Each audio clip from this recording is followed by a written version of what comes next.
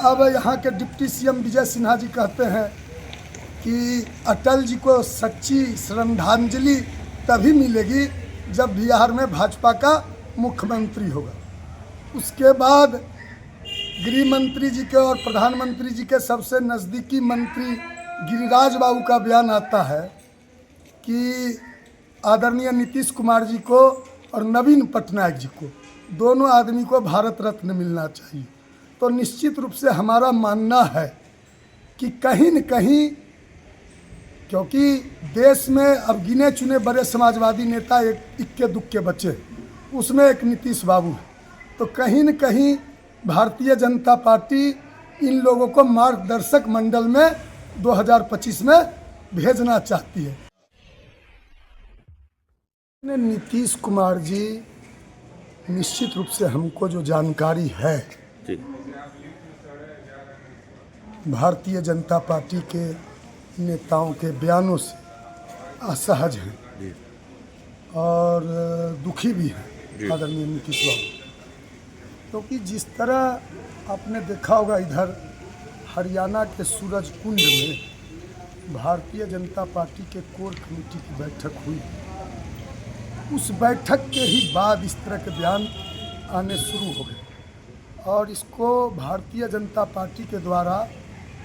आदरणीय नीतीश बाबू के साथ एक प्रयोग कहा जा सकता है, संजोग नहीं कहा जा सकता। क्योंकि जिस तरह आदरणीय गृह मंत्री जी ने एक निजी चैनल पर बयान दिया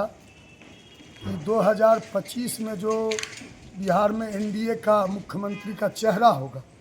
वह भारतीय जनता पार्टी का जो संसदीय बोर्ड का बैठक होगा उसमें फैसला होगा। तो यह विचित्र बात है, दो तरह की बात है। और हरियाणा में जो बैठक हुई कोर ग्रुप की बीजेपी, उसके बाद ही लगातार बैठक बयान आ रहे हैं भाजपा की तरफ से। अब यहाँ के डिप्टी सीएम विजय सिन्हा जी कहते हैं कि अटल जी को सच्ची श्रद्धांजलि तभी मिलेगी जब बिहार में भाजपा का मुख्यमंत्री होगा। उसके बाद गृह मंत्री जी के और प्रधानमंत्री जी के सबसे नज़दीकी मंत्री गिरिराज बाबू का बयान आता है कि आदरणीय नीतीश कुमार जी को और नवीन पटनायक जी को, दोनों आदमी को भारत रत्न मिलना चाहिए। तो निश्चित रूप से हमारा मानना है कि कहीं न कहीं, क्योंकि देश में अब गिने चुने बड़े समाजवादी नेता एक इक्के दुक्के बचे, उसमें एक नीतीश बाबू है, तो कहीं न कहीं भारतीय जनता पार्टी इन लोगों को मार्गदर्शक मंडल में 2025 में भेजना चाहती है। जैसे 2024 के लोकसभा चुनाव में हमारे नेता के साथ हुआ था, एक मार्गदर्शक मंडल में भेजने की साजिश की गई थी